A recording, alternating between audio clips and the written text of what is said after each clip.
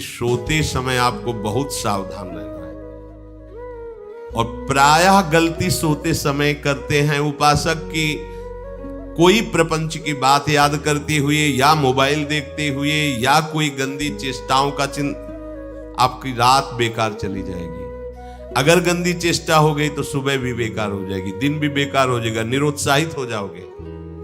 सोते समय आपको समय नहीं देना व्यर्थ चिंतन का। उसी समय विषय चिंतन होता है, उसी समय विषय भोग की आकांक्षा जागृत होती, उसी समय विषय देखने की इच्छा होती। मोबाइल है तो जिस समय आप अपनी शैया पर जाएं स्विच ऑफ कर दें।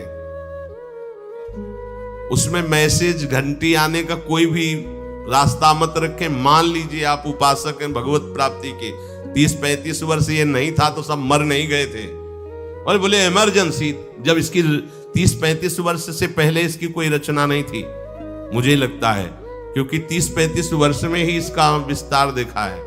नहीं तो कभी किसी के पास मोबाइल नहीं। कोई बड़े अधिकारी तो इतना बड़ा वो, इतना बड़ा वाला वो ऐसे रखते थे। नहीं तो मोबाइल तो हमें लगता है 30-35 वर्ष। तो फिर इमरजेंसी कैसे चलती थी? कैसे चलती थी इमरजेंसी? और आप ब्रह्मा हो क्या कि इमरजेंसी संभाल लोगे? स्विच ऑफ करो। जो सब इमरजेंसी संभालने के लिए तैयार रात दिन न सोता है, वो हर समय जागृत रहता है, वो हमारा आराध्य देव है। स्विच ऑफ करो, चिंतन लगाओ श्री जी का।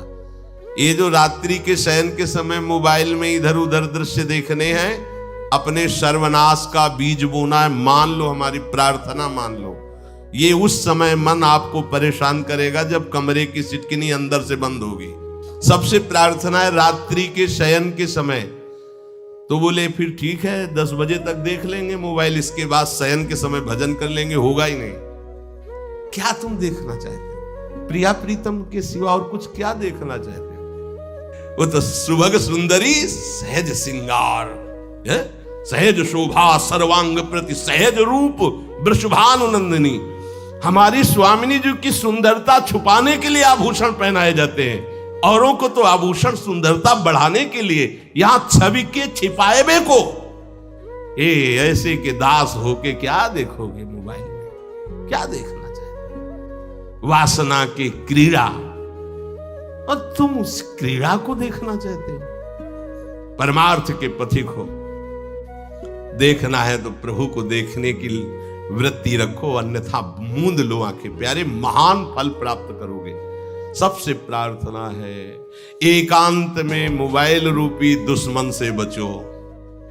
क्योंकि जब आप गंदी बात कहीं देखोगे तो आपके अंदर वैसे ही चिंतन बनेगा। वो ऐसे ही लगेगा, मैं भी ऐसा करूं, मैं भी ऐसा भोगूं, मैं भी ऐसा देखूं। मान लीजिए आप, जब हमारे शास्त्र कहते हैं कि पशु पक्षियों के मैथुन को भी नहीं देखना है, अगर ऐसा एक बार दृष्टि पड़े तो मानसिक प्रणाम करके दोबारा दृष्टि ना देना। और आप मोबाइल में ऐसी चेष्टाएं देखोगे, कैसे आप भगवत भजन करोगे? कैसे भगवत प्राप्ति का उद्देश्य रख पाओगे? ये कलयुग की बहुत महीन चाल है कि उसके बिना काम नहीं चलेगा और हम तुम्हें काम से युक्त कर देंगे। इसके बिना काम चलेगा नहीं, तुमको रखना पड़ेगा। और जब तुम इसे रखोगे तो हम काम अपना कर लेंगे। कलयुग ने कहा हम अपनी व्यवस्था बना लेंगे। यहां कह रहे जब आप नींद में जा रहे हैं तो बिल्कुल मानो मृत्यु शैया पे जा रहे हैं। आपको उस समय नाम जप में बहुत ध्यान देना है, कहीं मन बहक ना जाए। तो क्या होगा, 5-6 घंटे जो आप लेटोगे ना, वो भी भजन हो जाएगा। हमारा जो सततम योमाम स्मरति नित्यशा है ना, ये पूरा हो जाएगा। नहीं, उस समय हम सो जाएंगे तो हमारा 6 घंटे का वियोग हो गया, 6 घंटे भजन रुक जाएगा। और ये 100% पक्की बात अनुभव की कहते हैं। यदि सोते हुए भजन करोगे तो जगते, कई बार तो पकड़ा है कि अगर आधे पद में बेशुद्ध हो गए तो वो पद पूरा जगते ही शुरू हो गया है। मतलब बीच में स्थिति भागवती की रही। जैसे बेहोश करते समय हमने कहा था जब ऑपरेशन के हमें बता देना, तो उनका बाबा अब इंजेक्शन लगाने वाले हैं, तो वो 1 मिनट हमें केवल दीजिए, अपनी चित्तवृत्ति। तो जब होश आया तो वही पहले चिंतन चल रहा था, वही चिंतन।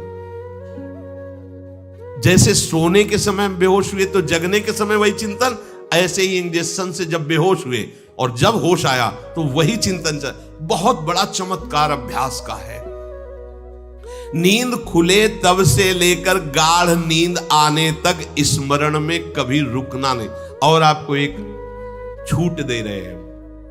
कभी कभी क्या होता है कि एक मंत्र में, एक नाम में जैसे बहुत देर अभ्यास करते तो मन उबने लगता है। इसका स्वभाव है, यह अनुभव की बातें कहते हैं। इसका स्वभाव है नवम नवम, नहीं तो ये मतलब, तो इसको हम लोगों ने कैसे फंसाया है। जैसे गुरु मंत्र जप रहे, अब 2-3 घंटे लगातार गुरु मंत्र जप, अब इसको उबन बढ़ी, अभी छोड़ रहा है, बीच बीच में पता चलता है छोड़ना चाहता है, छोड़ रहा है, तुरंत इसको नाम में फंसाया। अब थोड़ी देर नाम में चला, फिर उब रहा है, बहुत विचित्र है ये, अब उसको फंसा दिया। उस पीछे की बात अभ्यास के समय, नमामि शमीशान निर्वाण रूपम विभुम व्यापकम ब्रह्मवेद स्वरूपम। चिंतन, पदगान कर रहे, ये भगवान शिव पदगान कर रहे हैं, और उसका चिंतन, निर्वाण रूपम विभुम व्यापकम ब्रह्मवेद स्वरूपम। अब अपने यहां अवसर है, सुंदर सुंदर कोई पद, गुरु मंत्र जब करते हुए मन जब उबने लगे, राधा वल्लभ श्री हरिवंश, राधा वल्लभ श्री हरिवंश, राधा वल्लभ श्री हरिवंश, इसमें भी उबने लगे, शुरू कर, जोई जोई प्यारो करे सोई मोही भावे, भावे मोही जोई, इसमें भी उबने लगे। सुधा निधि का कोई एक लाइन ले लो, ब्रह्मेश्वरादि सुदुरूह पदारविंद श्रीमत् पराग परमाद्भुत वैभव, ब्रह्मेश्वरादि सुदुरूह छोड़ना नहीं है, तू भाग में नवम नवम दे रहा हूं, नवम नवम। इसको फंसाने के लिए आपके पास अस्त्र हो, जैसे यहां चाकू, यहां पिस्तौल, तलवार, ये वो सब बिल्कुल वीर सजा रहता है, ऐसे ही अपने लोग सजे रहते। छोटा राधा, अब एकदम चिपक गया आके तो कैसे मारे, तो छोटी चाकू है ना वैसे, राधा राधा राधा, थोड़ा दूरी राधा वल्लभ श्री हरिवंश, थोड़ा और दूरी गुरु मंत्र, बड़े बड़े अस्त्र अपने पास रख ले, बहुत भाग रहा है तो फंसा दिया। प्रथम यथावति प्रणव श्री, अब लग पूरा पदगा, पूरा पदगा उसमें लग, प्रथम यथामति प्रणव। भोजन पाते समय ऐसा अभ्यास किया है, 1 घंटा के पहले भोजन नहीं होता, चाहे 2 रोटी पालो, समय लगता है आराम, एक एक नाम, एक एक, कुछ भी हल्ला मचाओ, कोई फर्क नहीं पड़ेगा, अपना चलेगा। अभ्यास स्नान के समय, भोजन के समय, किसी क्रिया के करते समय, किसी से बात करते समय, सोते समय, ये विशेष स्थान जहां में सावधान रहना है। यहां भजन छूटता है, ध्यान देना, यहीं भजन छूटता है। चलते समय, क्रियावान होते समय, प्रसाद पाते समय या किसी से बतराते समय, ये सब भजन के छूटने के स्थान है, और यहीं पकड़ना है भजन को।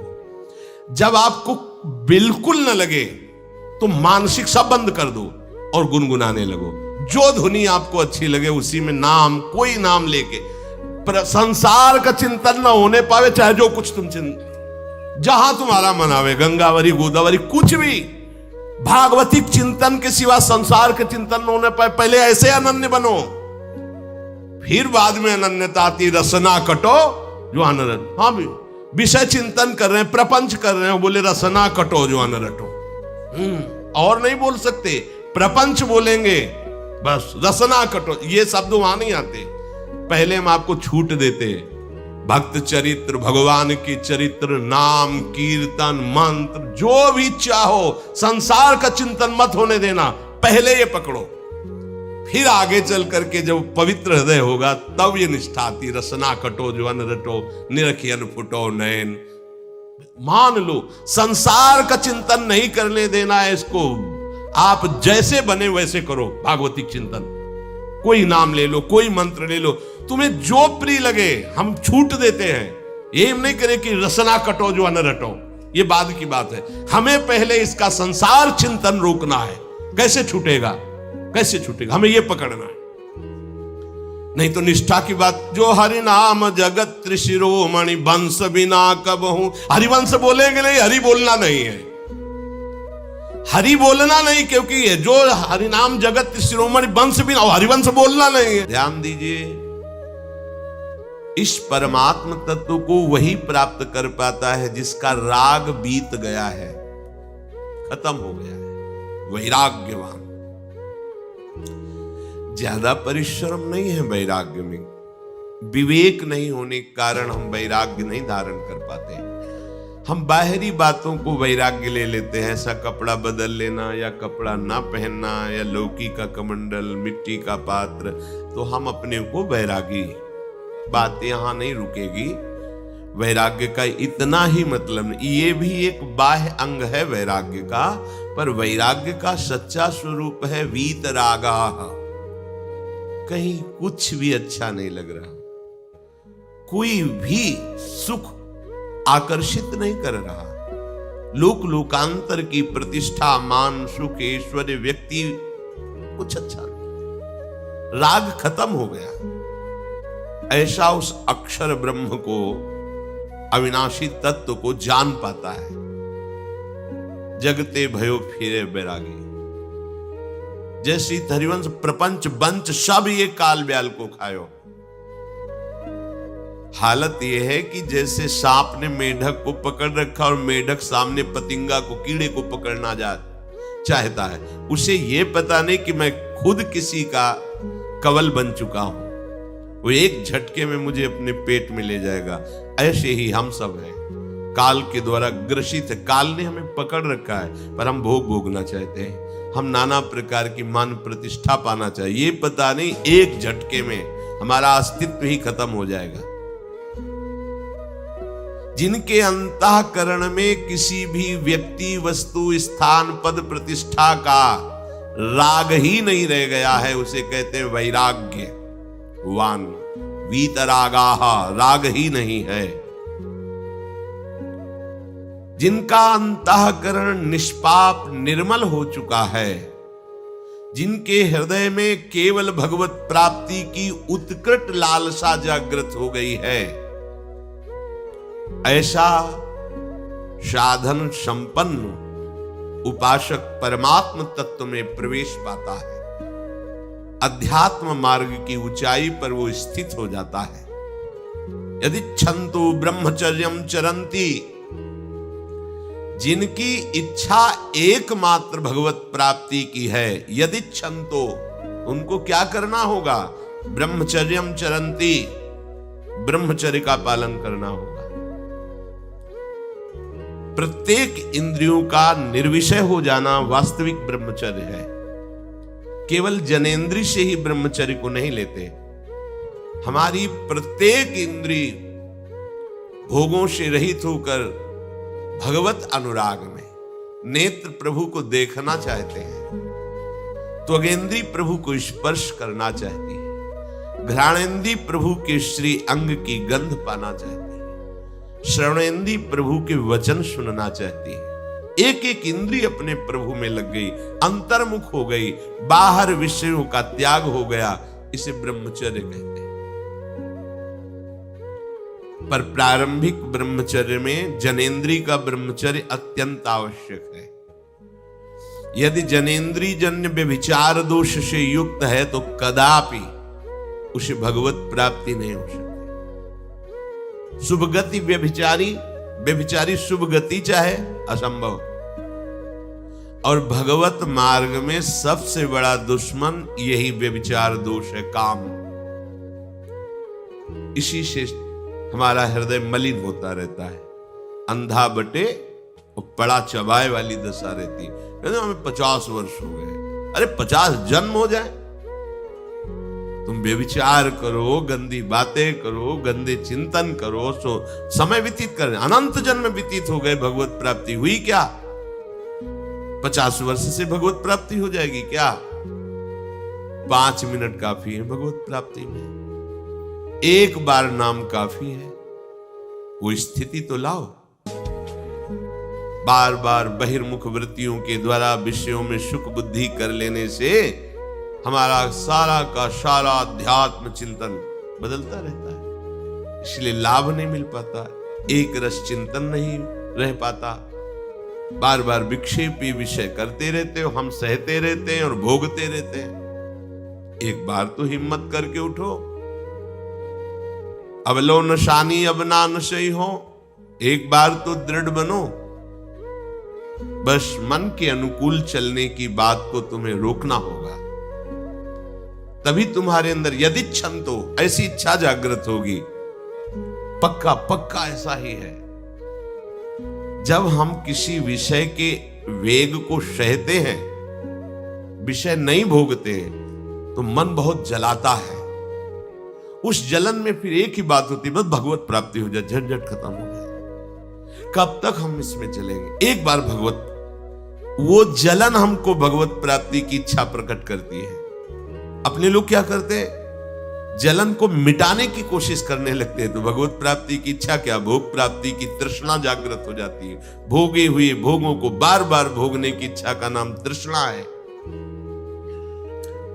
बाहर और भीतर से कोई सहयोगी नहीं, जल रहा है उपासक, तब रास्ता निकलता है भगवत प्राप्ति का, तब इच्छा प्रकट होती। अब नहीं, बहुत जल लिया, अब तो केवल प्रियाजू के समीप जाना है, अब तो प्रभु के सानिध्य में रहना है, नहीं इन भोगों की जलन में जलना है। पर यहां तक पहुंचने के लिए जलना होगा, तभी लिखा सहित सहित बाढ़ है भगति तास्तिति क्षस्व भारत, क्योंकि आगमा पाइनो अनित्यास, ये नाशवान काम क्रोध आदि तुम्हें प्रेरित करेंगे, तुम इनके वेगों को सह जाओ। ये स्थायी नहीं है, आगमा पाइनो है, आने जाने वाले हैं, और ये सहन करने से नष्ट होते हैं, भोगने से बढ़ते हैं। यदि क्षंतो, अगर भगवत प्राप्ति की इच्छा है तो ब्रह्मचर्यम चरंती, ब्रह्मचर्य का पालन करना ही होगा, इसमें कोई गुंजाइश नहीं, क्योंकि आप चल ही नहीं सकते। ध्यान से सुन लो, ये मनोरंजन का मार्ग नहीं है, इसमें मन ही मार तनहारिक वृंदावन में गाज, इसमें मन मारना होगा। प्रायः ये मन को दुलार करने वाले लोग कभी भाग्य से सत्संग में भी आ जाते हैं, कभी श्री विग्रह के दर्शन करने भी मंदिर पहुंच जाते हैं, कभी तीर्थ याटन भी करते हैं, पर इनका कोई लक्ष्य नहीं होता। आज सुन लिया सत्संग, बढ़िया है, लक्ष्य नहीं होता। यहां लक्ष्य वालों की बात हो रही। यदि क्षंतो, यदि तुम्हारी ऐसी इच्छा जागृत हो रही किसी जन्म में भगवत प्राप्ति करनी, तो ब्रह्मचर्यम चरंती, आप सच्ची मानिए, जिसके निकालने में तुमको सुख की अनुभूति हो रही, उसको रोकने में कितनी सुख की अनुभूति होगी। उन्मत्त हो जाओगे, बहुत जल्दी आपके सारे के सारे करण भगवदाकार होने लगेंगे यदि आप ब्रह्मचर्य का पालन करेंगे। शरीर स्वस्थ, हल्का, मन प्रसन्न, नींद आदि पर विजय, कितने गुण ही गुण।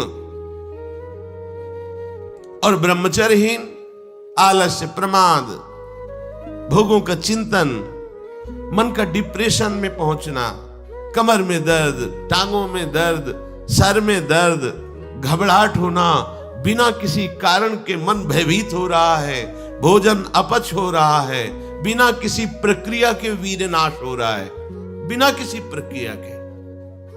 काहे को मृत्यु स्वयं स्वीकार कर रहे हो, ये मृत्यु है।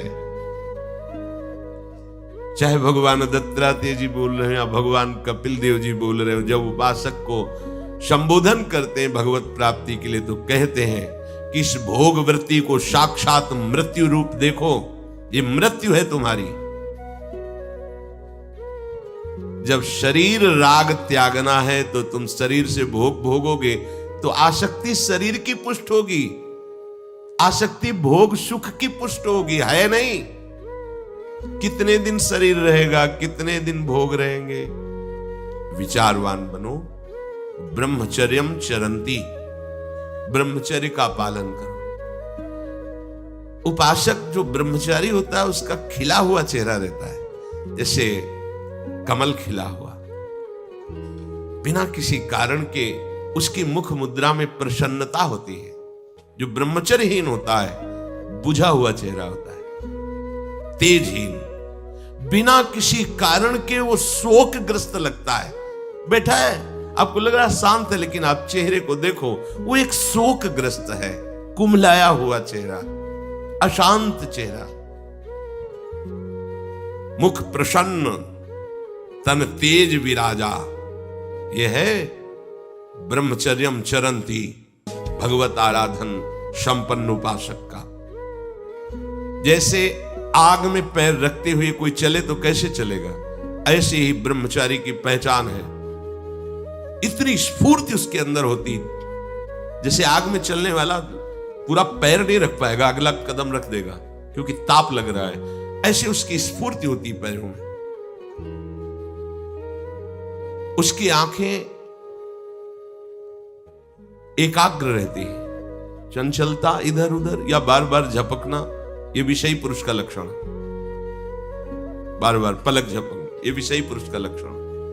इधर उधर ताक झांक, चंचलता, ऐसा बैठे तिनका तोड़ रहा है, पैर हिला, ये सब विषयी पुरुष के लक्षण है। ये तो बिल्कुल साधारण स्पष्ट दिखाई देता है आदमी विषयी है या ब्रह्मचारी। एक सेकंड में लक्षण होते हैं। आपको जब भगवत मार्ग का अवसर मिला है तो गृहस्थ हो, संतान हो गई, ब्रह्मचर्य से रहो। नहीं चाहिए संतान तो भ्रूण हत्या, गर्भ हत्या जैसे महापाप करने की क्या जरूरत है। उसी वीर से संतान उत्पन्न होती है जिसको आप नष्ट कर रहे हो, जिसको आप ऐसे पानी में बहा रहे हो, व्यर्थ फेंक रहे हो, तो उसको भ्रूण हत्या का पाप लग रहा है, तो तुमको पुण्य लग रहा है, वीरपात कर रहे हो तुम। तुम्हें भी वही हत्या लग रही है क्योंकि उसमें वही जीवात्मा है जो मां के गर्भ में जाके बालक रूप धारण कर लेती है, उसको तुम नष्ट कर रहे हो। और बुद्धि भ्रष्ट हो गई है, समझ में नहीं आता, व्यर्थ में वीरपात करते हो, व्यर्थ में।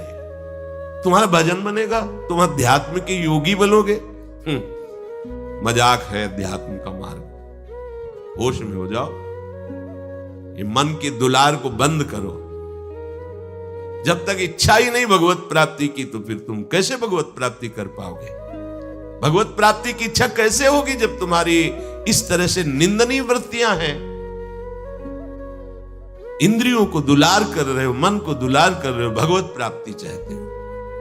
आचरण नीच और चाहते हो उच्च पदवी। सावधान।